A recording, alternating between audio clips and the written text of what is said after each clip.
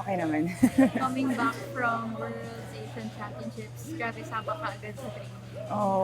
Gano'n pa rin naman, okay naman, in good condition pa rin. In another naman goal for starting today or nung dumating kami. Ani nabanggit mo, aalis ka some members of the team. Saan kayo pupunta ka? Pupunta kami sa Atlanta, Georgia, sa USA para mag-training for 1 month. Bakit yun na isipan o na-decide na pupunta kayo? Actually, nag-offer si Alex Enriquez, yung isa sa mga film natin na kinausap niya yung coach niya para parang iano yung preparation para sa Asian Games. So, it's a good opportunity for us to try some other aspect ng di ba? Especially with Alex, galing siya sa high level din na gym. So, for me, even though ang laki ng time difference, I decided to go there just to get a new techniques or skills na possible na pwede namin ma-adapt while nandun kami. I know I asked you this after nung Worlds win mo, pero ano yung feeling mo? Puro gold ka, lahat ng mga competition na pinasukan mo this year so far, panalo ka. How does that help you coming into itong Asian Games?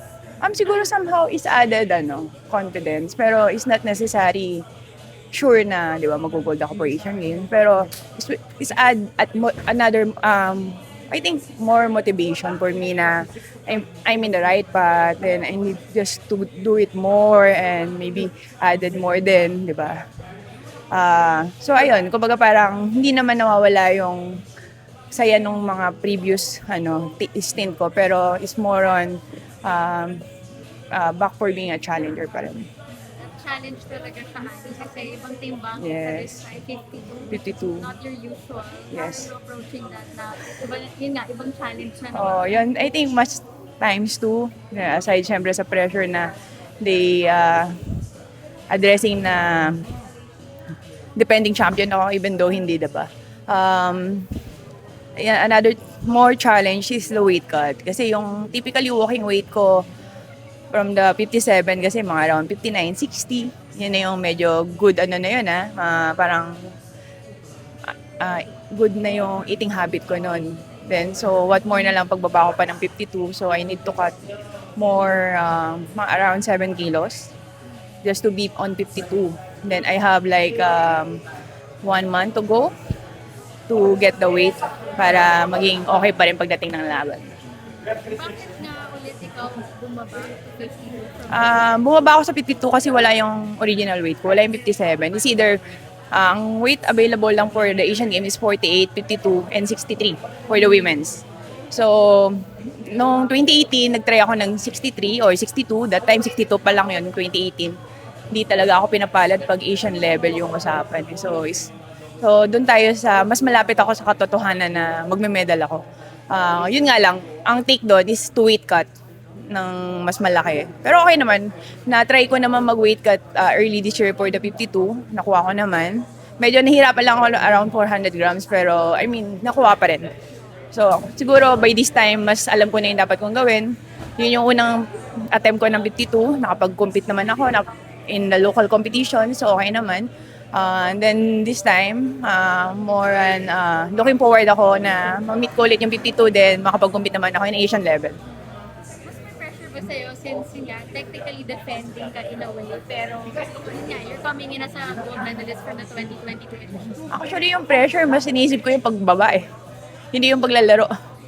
Yung pag-weight cut. Kasi for me, yung unang-unang challenge talaga na dadaanan ko.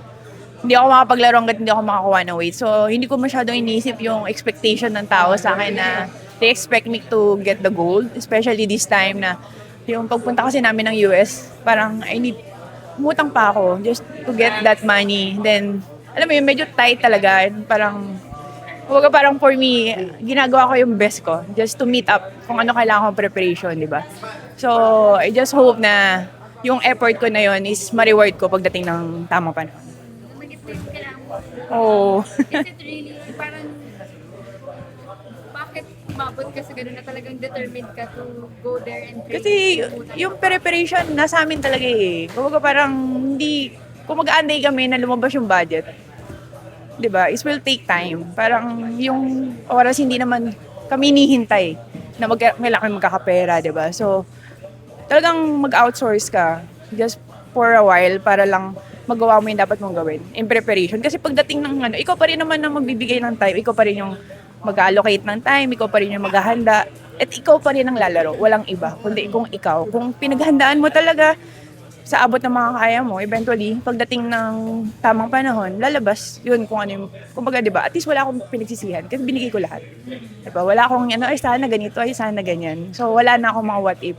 Kasi binigay ko naman lahat. So, yun nga, pagdating ng tamang panahon, makuha ko yung weight ko, maglaro ako, bigay ko yung best ko. Kasi yun yung ginawa ko, yun yung preparation ko behind that bago ako dumating sa ganun. So, yun yung magiging, ano ko, takeaways ko, yung mga, yun yung ilulok back ko during the matches, I guess. Yung mga sakripisyo ko na, yung mga hirap ko na yun. And ang dami mo talagang sakripisyo ever since talaga. Grabe. But Oo. you came from Asian Championships Worlds. And medyo nakita mo naman na yung mga tao sa weight class na to. Sino ba yung mga... Actually, siguro mag-start tayo from beach games kasi Asian beach games. So, pero kasi 57 yun. So, pero even though 57 yung nalalaruan ko, somehow ini-scout ko na during yung mga 52, pag nasa podium nga kami, tapos yung mga 52 nasa harap ko, tarang tinitingnan ko na sila. Medyo ano naman, consistent kung sino yung mga nasa podium. Sila Kyla, yung UAE, yung Korea, in terms of Asian. So, parang somehow, sa napapanood ko din naman sila pag naglalaro sila. So, somehow meron nakaregistered na sa mindset ko yung mga possible movement.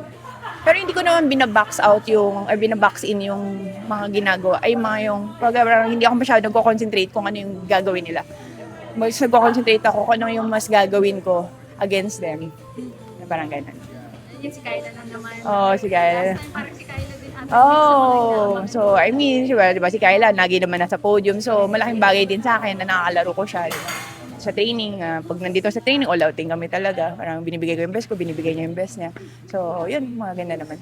UAE in Korea pa rin talaga. Parang sila yung mga UAE, Korea, Mongolia. Kasi yung 57 ko sa Mongolia, bumaba na rin ng 52. Dati rin siyang 52. Dati siyang 52, makanya 57 ngayon, bumaba ulit siya ng 52. So, yun yung So, ayun, yung iba nagbabago na ng weight category simula ng Asian Championship. Ako, nagstay ako ng 57 kasi nga, hindi siya ganun kadali para sa akin. So, parang sabi, makaka-affect din siya sa health ko kung gagawin ko siya agad, bababa ko ng mas maraming beses. So, once, mga twice a year lang for this time. As one of the people na yung mag-lead ng team, may mga bago kayong kasama, first time na mag-Asian Games. What do you think of the makeup of the team? And ano na lang yung mga advice mo dun sa mga younger mo? Siyempre, looking forward ako sa performance nila. Siyempre, nakikita ko rin naman, nakasabay ko sila sa training. And nakikita ko yung hard work na binibigay nila. Seryoso naman din sila. So, then the same time, for the Worlds, maganda din yung performance ni Iman. So, kasama din siya namin sa So, parang, lagi naman may chance for them, di ba? Yun lang talagang kailangan lang talaga push pa ng push, hindi sila maging kampante sa ginagawa nila. Kailangan talagang magiging consistent yung hard work, and then yung mental preparation, very important yun, aside sa physical. Yung mental kasi pagdating ng yung talagang dikitan na yung laban, kung sino yung may pinakamatibay na mind, yung sa kapuso, yun yung yung pinaka. So, nakikita ko naman na they have a good, very respectful din naman yung mga bago ngayon. So, looking forward for them na sa performance nila, and sana lahat kami makapag-deliver na magandang result. Kung pwede nga lahat kami gold, di ba?